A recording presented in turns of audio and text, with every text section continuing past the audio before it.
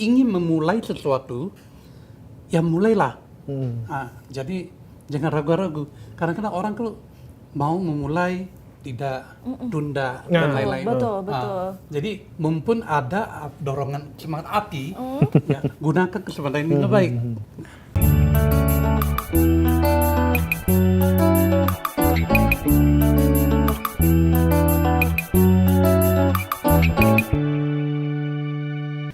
Nah, Master, ini membawa apa nih Master Xiangyi? Gambar. Gambar apa nih? Ada gambar kudanya sepertinya ini. Betul. Jadi sebenarnya ini adalah sebuah bagan daripada prediksi bintang ungu atau Cui Tausu yang dikembangkan dari tanggal Li Chun. Li Chun itu adalah pergantian musim dari musim salju ke musim semi. Nah, itu ada awal mula daripada tahun. Jadi ceritanya Imlek kita belum terjadi ya. Nanti 17 Februari baru terjadi. Tapi sebenarnya tanggal 4 Februari setiap tahun itu sudah ganti tahunnya sebetulnya. Jadi kalau kita hitung di tanggal lahir, khususnya Pacu ya, nah itu siunya udah berganti. Oh, jadi sebenarnya kemarin tuh tahun sudah berganti. Oh. Jadi sekarang ini sudah tahun kuda sebetulnya. Sebenarnya sekarang udah tahun kuda api. Kuda api. Tapi Master Xiangyi, sebelum menuju ke sana nih, pengen tahu dong, maksudnya tahun kuda api itu apa? Kenapa ada kudanya dan kenapa ada apinya, Master Xiangyi? Jadi kuda api itu sebetulnya ada suatu petanda untuk tahun. Nah, siu itu disebut cabang bumi. Cabang bumi hanya ada 12. Jadi supaya dia bisa memiliki satu putaran yang genap selama 60 tahun, maka dikasih 5 elemen. Jadi setiap elemen itu dibagi 2, elemen yang besar dan kecil. Sehingga jumlahnya menjadi 60 tahun satu siklus. Berarti kan Shio itu ada 12, ada ular, ada naga, ada kuda, ada kambing, ada monyet, ada babi, kelinci, sampai 12. Lalu habis itu ada elemen-elemen lain. Elemennya ada apa aja, Master Xiangyi? Elemen itu seperti tahun ini ada tahun api. Setelah itu akan ke tanah, udah itu ke logam, air, kayu, kembali ke api. Oh, jadi sebenarnya kalau dihitung-hitung berarti sekitar 60 tahun yang lalu, sekitar 2000 hitung-hitung 1960 salah ya, 1966 ya. Itu tahun kuda api juga. Betul, 66. Kenapa hitungannya harus 60, Master? Itu adalah satu siklus hidup. Ya. Jadi hitung-hitungan Tiongkok itu banyak sekali siklusnya. Jadi ada siklus 3, siklus 7, siklus 12 dan seterusnya. Nah, jadi seperti kita 1 minggu 7 hari, itu siklus 7. Manusia itu juga ada siklus 7-nya. Nah, jadi manusia itu di siklus 7 pertama itu perkembangan fisik dan otak. Siklus kedua itu yang paling umum itu jadi pada wanita. Pada siklus kedua itu haid. Nah, setelah itu berkembang jadi dewasa. Kemudian setelah 30 tahun itu dipercaya perkembangan fisik mencapai puncaknya. Oh, berarti untuk orang-orang yang umurnya 30 tahun itu udah puncak dari perkembangan fisiknya. Nah, jadi setelah itu ya dia akan capai puncak lalu mengalami penurunan sampai tahun ke-60. Nah, itu sudah kembali kepada awal. Akan kembali lagi menjadi tahun awal satu lagi. Jadi dia akan bersiklus kembali. Tapi kalau misalkan orang-orang yang umurnya di atas 60 tahun itu disebutnya apa, Master? Kan dia sudah melewati masa sempurnanya 60 tahun kan? Kita dulu sering mendengar aku itu udah 70, udah bonus nih katanya. 10 tahunnya bonus ya, Master? Jadi ya siklus itu memang 60, tetapi tidak berarti manusia itu hanya sampai 60 tahun. Kata orang barat katanya bisa sampai 125 tahun. Hanya orang tertentu tapi Mas. Jarang terjadi ya. Sekarang ini sudah semakin banyak yang di atas 90 tuh. Udah banyak ya. Nah, mudah-mudahan generasi saya, generasi bawahnya itu lebih panjang. Lebih banyak lagi. Tapi umur panjang boleh, tapi rezeki juga harus panjang juga, Mas. Tentu. Nah, untuk ngomongin rezeki dan juga Ciong nih Ya. di tahun ini kan tahun kuda api nih Master. Sio apa yang di tahun ini sebenarnya kurang beruntung? Sebenarnya kita tidak bijak kalau mengatakan kurang beruntung atau beruntung. Kita anggap semuanya itu beruntung lah, begitu ya. Oke. Nah, saya membawa satu gambar ini justru ada satu patokan yang dikembangkan. Jadi untuk menceritakan dengan sio apa yang bagus, sio apa yang buruk, itu sebenarnya ada suatu legasi aja, suatu kebudayaan saja. Nah, jadi masing-masing memiliki metode masing-masing. Tapi yang paling sering terjadi itu adalah mengambil interaksi elemen, interaksi antara sio. Jadi misalnya ya, sio yang kebetulan berselisih 4 itu dianggap bagus, berselisih 6 dianggap ciong, tidak bagus, dan lain-lain. Ada juga yang memakai metode yang berbeda ya. Saya lebih suka pakai yang dikembangkan dari hari Lichun, hari awal tahun itu. Nah, kalau di sini kita dengan jelas kita bisa melihat ini banyak sekali, ada dari tikus, kerbau, dan seterusnya, sampai ke babi. Nah, dia kalau ada huruf-huruf tambahan muncul di sini, ini berarti dia bagus. Jadi di sini tahun 2026 ini, yang kita lihat di sini kerbau. Nah, kerbau ini mengalami transformasi menuju keberuntungan. Berarti dia itu lebih beruntung. Tahun kuda itu kelahiran tahun berapa aja, Master, yang paling dekat? Tahun kuda? Tahun kuda itu kan 66 itu kuda. Nah, kemudian selisih 12. Oh, selisih 12. Berarti 66, 78, terus 90. 90, betul. Sama ini terakhir 2014 itu kuda. Oh iya, Iya benar. Ya. Oke.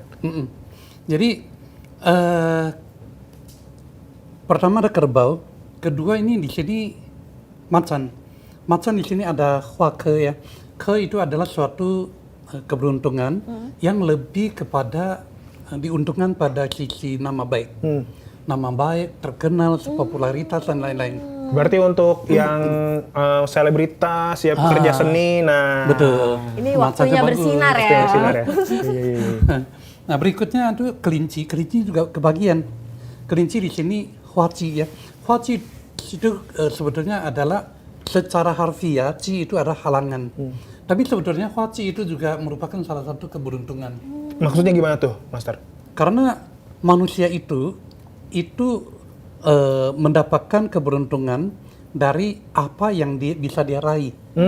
Ketika setelah dia raih, apakah baik bagi dia atau menimbulkan pekerjaan baru bagi dia, itu baru dipisahkan. Nah, jadi kalau sebagai kelinci ini, dia itu beruntung, tetapi setelah itu ada pekerjaan yang hal-hal yang harus dia lakukan yang perlu diurus lah, lebih kurang begitu. Ya. Nah, yang paling menonjol itu di sini di kambing. Kambing itu huacian itu kuasa. Jadi dalam hal kedudukan, misalnya dalam hal jabatan, promosi, pekerjaan, sama dia itu diuntungkan dari sisi analisa ini. Oke. Nah, jadi saya tidak suka mengambil yang mana yang paling buruk, ya. Tapi kita anggap selain 4 itu, yang lainnya itu seperti monyet. Monyet dia terkait dengan macan, dia juga ikut bagus. Ayam terkait dengan kelinci, dia juga bagus, ya. Kemudian kambing sama kerbau itu memang seberang menyeberang, itu juga bagus. Yang lain adalah biasa. Berarti kayak saya tadi nih, kan saya sionya monyet nih, Master. Saya 92, bagus berarti nih.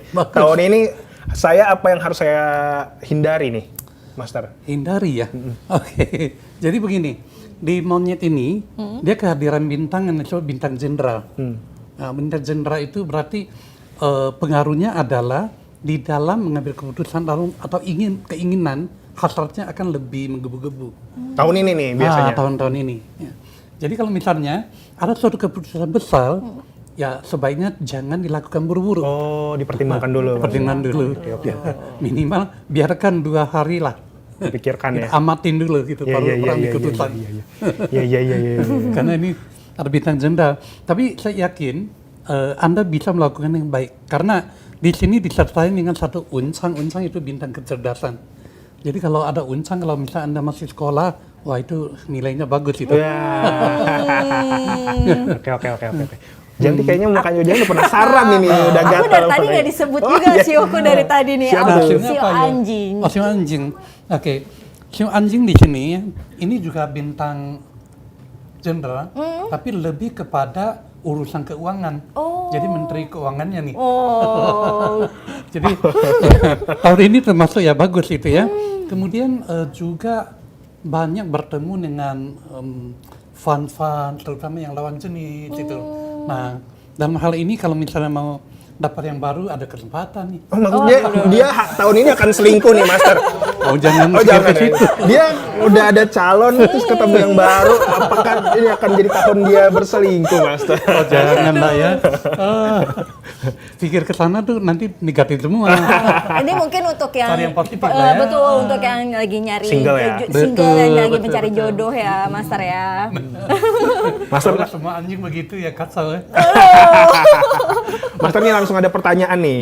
Tahun ekonomi kuda api itu gimana? Karena katanya tahun ini tuh banyak PHK dan juga kemarin beberapa hari belakangan IHSG juga ambles. Ini gimana ya? Kayaknya suram, harus seperti apa?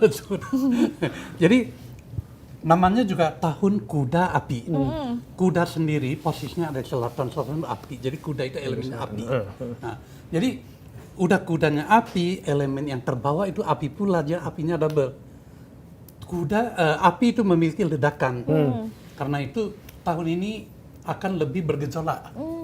Jadi dari segi manusia juga perasaannya juga akan lebih bergejolak, lebih terdorong untuk melakukan sesuatu. Ya. Jadi dalam hal alam juga demikian. Alam juga anomali itu lebih sering terjadi ya. Kita sebelum masuk ke tahun aja udah ya. Iya, sudah ada. Jakarta ini sudah banjir. Berenang gitu ya. Jadi ya tentu disertai dengan kalau air tinggi ya toh, maka dia turun ke bumi kena tanah yang tak terjaga dengan baik. Akibat terjadi longsor dan lain-lain. Kemudian juga yang salah satu adalah gejala alam itu ya sebenarnya gunung berapi. Lalu terutama di awal tahun dan akhir tahun untuk ke laut itu perlu lebih berhati-hati. Jadi kan banyak sekali yang suka menyelam misalnya ya. Snorkeling hobinya ya nyelam. Betul. Bawa kapal pesiar pribadi pergi ke tengah-tengah sendirian. Nah itu harus dihindari. Lebih kurang begitu ya. Jadi lebih kurang ya seperti itulah keadaan 2026 ini ya. Jadi yang saya tadi dikaitkan dengan apa namanya tentang gejolak saham segala macam ya, itu ya wajar aja sih kalau kita lihat dari sisi ini ya. Makanya ini ada tahun yang panen untuk yang ahlinya. Tapi yang hati-hati untuk yang baru mulai. Sama jangan tergiur sama influencer yang menawarkan ikut gua aja pasti untung itu. Betul. Tadi air juga harus dihindari Mas Tom di akhir tahun kata Master. Nah Master nih kan Okezoners juga banyak disaksikan oleh Gen Z nih yang sekarang mungkin lagi masuk fase galau soal karir atau perjalanan hidup. Pesan apa yang harus diperhatikan dari energi tahun kuda api ini Master? Ya, jadi kalau generasi Z ini memang sedang mencari-cari sesuatu ya, termasuk mencari diri sendiri, cari pekerjaan dan lain-lain. Betul. Nah, pengaruh daripada gejolak api akan mendorong hasrat dia itu akan semakin membara. Jadi yang paling harus diwaspadai ya seperti yang saya pesankan pada beliau ini, bahwa segala sesuatu itu harus dilakukan dengan tenang. Jadi dibutuhkan waktu sebentar untuk menenangkan diri. Ya kalau bisa ya setiap hari sebelum tidur ya tenangkan diri dulu sebentar ya. Kemudian baru tidur. Jangan terbawa ke dalam pikiran nanti bermimpi-mimpi. Master ini kan tahun kuda api. Ini kan api kan identik dengan panas. Apa yang harus mungkin Gen Z lakukan atau mungkin kita lakukan nih Master supaya kita nggak terkena panasnya tahun kuda api ini Master? Betul. Terbakar panasnya kuda api. Ya, jadi ya tadi selain menenangkan diri, tentu adalah sebenarnya ada satu sisi positif sih. Karena gejolak api itu akan mendorong melahirkan sesuatu yang baru. Jadi kalau misalnya bagi mereka-mereka yang berada di sektor kreatif, di seni, ya, itu justru bagus pada tahun 2026 ini. Ya. Jadi bagi orang yang ingin memulai sesuatu, ya mulailah. Jadi jangan ragu-ragu. Kadang-kadang orang kalau mau memulai tidak tunda dan lain-lain. Betul. Jadi mumpun ada dorongan semangat api, ya, gunakan kesempatan ini dengan baik. Jadi ya di sisi yang harus hati-hati, tapi yang sudah mateng, ya itu harus dilakukan segera. Dengan kata lain, melakukan segala sesuatu harus terencana. Nah, kalau tidak terencana ya percuma, ya. Nah, belum belajar kungfu itu sudah bisa lompat ke atap ya. Iya. Mana bisa. Pas mendaratnya sakit ternyata. Master, ini kan berarti kalau misalkan secara logis musuhnya dari air, api adalah air. Ya. Selain pekerjaan-pekerjaan yang berhubungan dengan air nih, Master. Kira-kira sektor apa atau usaha apa yang mungkin di tahun kuda api ini kurang begitu oke nih untuk dilakukan atau yang sudah terpikir untuk dilakukan? Sebenarnya kurang bijak kalau kita kaitkan antara elemen dengan pekerjaan. Tapi suatu arah perkembangan barangkali masih bisa. Ya. Bahwa tahun api ini adalah tahun yang bergejolak, maka dia menguntungkan bagi segala sesuatu yang lahir dengan cepat dan hilang dengan cepat. Ya. Jadi sektor kreatif termasuk sektor elektronik segala macam, nah, itu akan mengalami perubahan-perubahan yang dengan cepat dan timbul sesuatu yang baru. Ya. Jadi itu kita anggap bahwa sisi itu diuntungkan. Ya. Kemudian jika kita mau mengatakan elemen ini kemudian kurang menguntungkan elemen apa, nah, kita cari pendekatan. Api itu akan menghantam ke logam. Ya. Berarti dalam hal ini logam harus diperhatikan. Ya. Logam itu ya termasuk logam-logam besar seperti ya besi-besi itu logam, sampai kepada sektor finance itu sebenarnya adalah logam. Jadi ya sektor ini juga harus diperhatikan agar lebih baik ya, lebih hati ya, pergerakannya. Tapi kalau air itu justru menjadi penyeimbang. Loh, begitu Master? Oh iya. Jadi kalau misalkan yang berhubungan dengan air itu sektornya apa aja kurang lebih, Master? Segala sesuatu yang bergerak, ya, seperti transportasi. Transportasi. Orang bilang polio itu ya transportasi lah, bergeraknya barang. Nah itu akan bergerak. Logistik dengan bagus. cepat. Logistik ya, betul. itu akan bagus, ya, akan cepat ya. Yang jelas itu apa yang dilakukan sehari-hari, ya seperti makan minum itu sebenarnya dilakukan sehari-hari ya. Itu sebenarnya termasuk air. Banyak yang mengaitkan makanan itu ke api, segala macam minuman ke air. Sebenarnya nggak perlu dipisah karena itu dilakukan secara rutin setiap hari. Nah itu seperti air yang mengalir. Segala sesuatu yang mengalir seperti itu termasuk air elemennya ya. Kemudian selain logam, air, tanah itu bisa membendung air. Tanah ini akan dihidupkan atau dikuatkan oleh api. Jadi tahun ini tahun api, tanah itu akan kuat. Tapi tanah yang misalnya dia itu memang sudah sangat kuat, ya gunung-gunung yang tinggi misalnya, ya kita hindari, jangan apa namanya main di bawah. Tahun ini kita jangan hiking gitu, jangan laut. Sebenarnya bukan jangan, tapi lebih hati-hati. Harus dilihat dulu keadaannya seperti apa. Ya. Nah, orang BMKG udah meramalkan akan gempa, kemudian kita pergi gitu. Kagak bener. Iya, betul. Jadi kita harus lihat pada keadaan yang juga dipadukan dengan pengamatan ilmiah. Ya, seperti BMKG itu penting tahun ini ya. Ya. Ya, tepat daripada tepat nggak tepat lah. Yang penting ya Ya, kan yang namanya alam punya keinginan sendiri ya, Mas. Benar. Gimana Mbak Janti, ada mau nanya seperti Iya, nah ini kan kalau tadi kita bicara mungkin secara general ya. Kalau secara spesifik soal keuangan nih Master. Ini tuh gimana kondisi di Kuda Api dan apa aja sih kesalahan-kesalahan yang sering terjadi dan harus dihindari gitu. Tadi saya mengatakan bahwa sektor keuangan itu adalah sektor yang langsung kena hantam. Berarti gejolaknya harus tinggi. Betul. Ya. Kemudian kalau gejolak keuangan terjadi itu selalu ada perkembangan, dua perkembangan. Perkembangan pertama adalah bahwa bagi yang mengelola keuangan dengan baik, maka dia malah akan mendapatkan keuntungan yang besar. Jadi ya seperti orang yang sudah ahli itu bermain gejolak saham misalnya, dia udah tahu celahnya nih. Nah itu bisa cuan besar ini. Ya tetapi bagi orang yang belum siap, sebaiknya tuh berhati-hati. Tapi bagi kalangan umum, yang namanya uang itu pasti ada hubungan dengan investasi, ada hubungan dengan mengembangkan sesuatu yang baru. Boleh, tapi kalau memang betul-betul besar proyeknya, itu harus dipelajari dengan baik. Ya, lebih kurang seperti itu. Itu kaitannya dengan keuangan. Dengan keuangan ya, Master. Master, pertanyaan lagi nih, apakah tahun Kuda Api termasuk tahun yang tepat untuk mengambil resiko seperti pindah kerja, mulai bisnis, atau banting setir karir?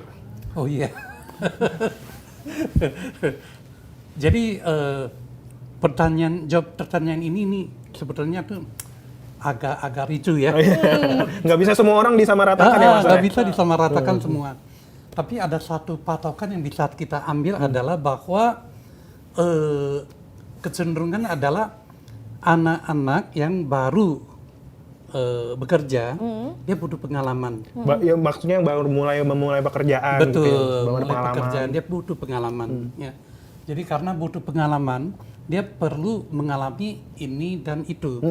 Nah, tahun ini adalah tahun yang akan menimbulkan banyak gejolak, yang akan menimbulkan banyak pengalaman bagi mereka-mereka ini. Nah, jadi kalau begitu, bagi anak-anak muda yang baru bekerja, ya sebetulnya kalau sasa aja kalau misalnya cari lagi yang baru, pengalaman tempat lain lagi untuk menimbun pengalaman kerjanya. Tapi bagi yang sudah memiliki tanggungan, punya keluarga, perlu lebih hati-hati lah ya, lebih bijaksana gitu. Nah itu sebenarnya jawabannya umum yang kita kaitkan dengan gejolak api ya, begitu. Master, ada pertanyaan juga nih. Kalau dari sisi Feng Shui, kebiasaan apa yang sebaiknya mulai ditinggalkan supaya kita nggak kecapean energi di tahun yang serba cepat ini dan punya gejolak? Kalau serba cepat itu memang capek. Jadi begini, tahun yang bergejolak, yang memiliki energi api yang kuat, itu akan menimbulkan hasrat yang tinggi bagi kita untuk mengerjakan sesuatu. Dengan demikian kita akan mudah capek. Kalau begitu, istirahat adalah kuncinya. Kedua adalah pandai memilih apa yang harus kamu kerjakan atau yang tidak perlu dikerjakan. Prioritas gitu ya maksudnya? Prioritas. Kalau semuanya kamu lakukan, ya capek. Kehabisan energi, beneran ya Master ya, bener. Jadi kita perlu memilah dengan baik ya, memilah dengan baik. Nah itu dua hal itu kalau bisa dilakukan dengan baik, ya itu sudah pada prinsipnya sudah lebih tenang lah. Oke. Lanjut, ada pertanyaan lagi nih Master. Tips Feng Shui paling simpel apa yang bisa dilakukan kalau ada di kantor atau di kamar kos atau di workspace supaya energi positifnya tetap jalan?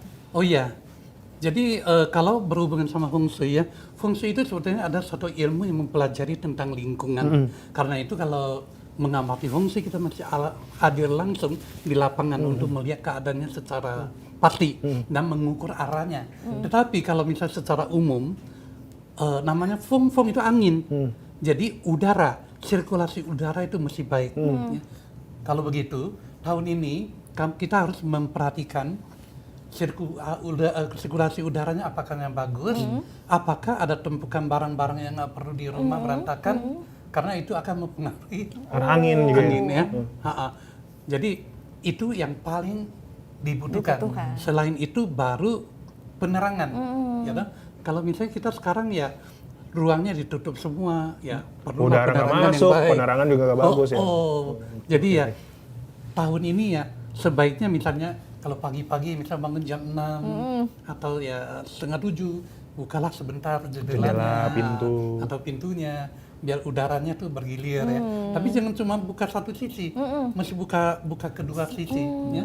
Nah, seperti kita sedang berada di dalam mobil, kalau kita buka kaca jendela sebelah kanan, misalnya kita cuma dengar desis angin aja, gung gitu. Tapi kalau kita buka juga sebelah kiri, maka angin akan masuk. Jadi prinsipnya itu supaya angin bisa masuk ke dalam ruang, dia mesti ada dua sisi.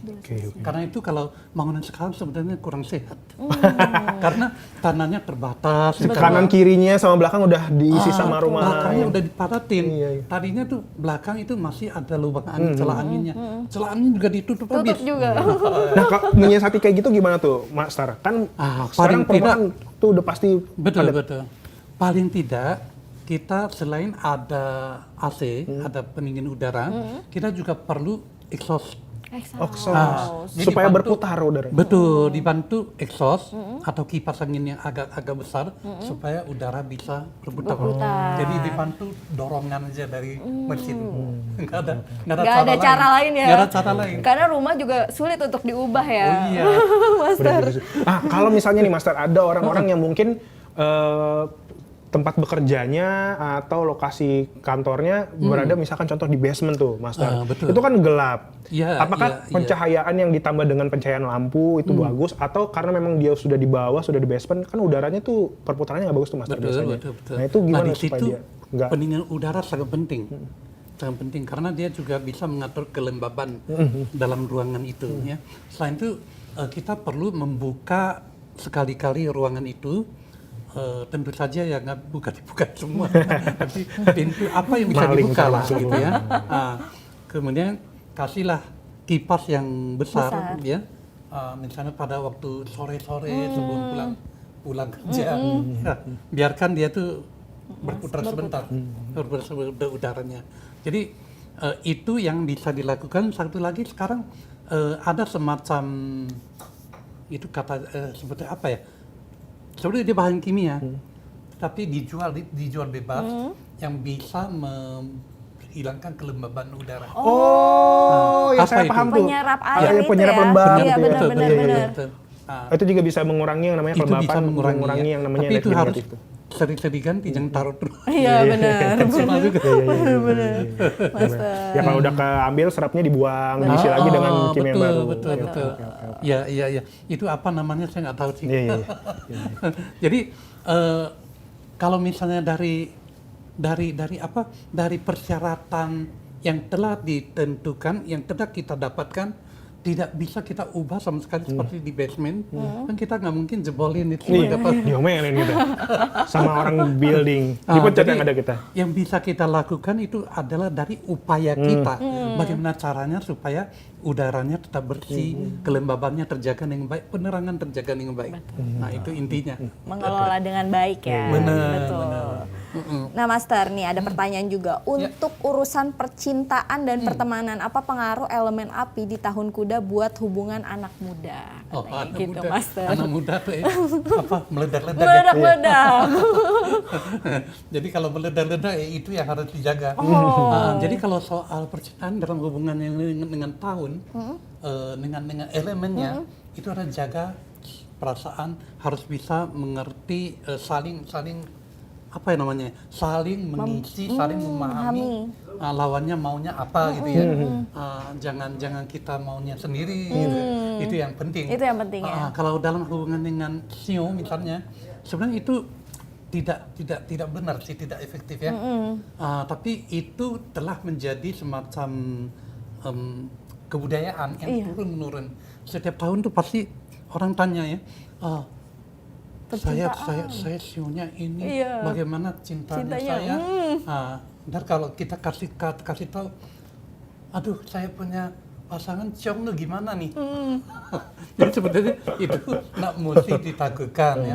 Tapi kalau misalnya mau memahami apa itu ciong, apa itu harmoni, apa itu saling merugikan, itu masih bisa dijelaskan. Mau dijelaskan? Boleh Boleh, Mas. Jadi kalau misalnya Siu yang dikatakan harmoni itu ada dua ya. Kelompok satu itu adalah kelompok disebut 3 harmoni, 3 siu yang harmonis. Misalnya tikus, monyet sama naga itu satu ya. Kemudian macan, anjing sama kuda. Macan, anjing, kuda ya. Kemudian kambing, kelinci sama babi. Ya. Itu 4 kali 3 udah 12. Ya, udah 12 ya. Kenapa mereka Satu bisa dibilang lagi, harmoni tuh, Master? Karena itu adalah siu yang disebut bisa berkumpul bersama, bisa saling dukung. Jadi kalau kita di sini, ya, dia itu tetap membentuk segitiga. Jadi misal tahun ini tahun kuda, kuda segitiganya kemari, segitiganya kemari. Jadi persis membentuk segitiga harmoni. Ya. Jadi segitiga harmoni ini dipercaya adalah sebuah hubungan yang baik. Karena itu katanya kalau cari jodoh ya, mengikuti segitiga harmoni ini, Master. Oh, baiknya begitu. Sebetulnya juga masih ada satu lagi adalah 6 macam harmoni, 6 kelompok harmoni. 6 kelompok harmoni itu adalah antara tikus sama kerbau, antara babi sama macan, antara kelinci sama anjing, antara sinaga sama ayam, ular sama monyet, kemudian terakhir ada kuda sama kambing. Itu 6 macam harmoni. Nah, jadi dipercaya itu juga akan bisa membuat kebahagiaan. Ya. Tapi sekali lagi belum tentu ya. Betul. Nah, kemudian bagi yang disebut halangan atau tidak bagus katanya, itu kita sering dengar ada ciong katanya. Ciong ya. Ciong itu sebetulnya ada sedikit 6 sih sebetulnya ya. Jadi ada 6 macam. Misalnya kalau tahu ini kuda sedikit 6-nya ke tikus. Jadi tikus sama kuda ciong. Ya, kambing sama kambing sama kerbau ciong. Monyet sama macan ciong. Kemudian kelinci sama ayam, naga sama anjing, terakhir babi sama ular. Itu ciong, ada 6 macam. Ya. Kemudian ada satu lagi yang bisa saling merugikan katanya. Saling merugikan itu adalah liuhai namanya. 6 macam yang saling tidak cocok katanya ya. Ini karakter masing-masing ini bertentangan gitu, Master. Katanya begitu. Nah, itu adalah pertama adalah antara kelinci sama naga, kemudian macan sama ular, kemudian kerbau sama kuda. Jadi tahun ini kuda nih. Kerbau nggak bagus. Tapi ternyata di sini bagus tadi. Iya. Untuk memulai sesuatu yang baru, Master. Oke, jadi itu dari sudut mana, teknik analisa seperti apa ya. Makanya nggak bisa dipercaya banyak. Ya. Kemudian kambing sama tikus, monyet sama babi, kemudian ayam sama anjing. Jadi ada 6 macam, 6 macam yang saling bertentangan. Nah, jadi sekali lagi ini semuanya hanya dipakai untuk kita menghormati legasi lah, menghormati budaya. Jadi jangan dipercaya penuh, itu nggak bijak lah ya. Karena masing-masing orang kan ada tanggal lahir masing-masing. Betul, tanggal lahirnya beda juga, walaupun tahunnya di tahun yang besar, tapi tanggalnya beda-beda. Mungkin bisa jadi lebih waspada ya, Master ya. Itu hanya 1/4 kalau kita lihat dari 4 pilar. Pilar ini, 4 pilar itu adalah pilar tahun, pilar bulan, pilar hari, dan pilar jam. Oh, sampai jam ya, Mas? Sampai jam. Karena kalau menganalisa tanggal lahir itu perlu ada jam lahirnya. Iya. Jadi tadi 4 pilar ini, siu itu cuma menempati 1 pilar tahun 1/4 makanya. 1/4 aja. Kalau kita hanya mengambil siu saja tanpa melibatkan elemen terbawah, itu ada 1/8 malah. Jadi itu kecil sekali. Jadi ya tidak bisa disamaratakan begitu aja. Ya.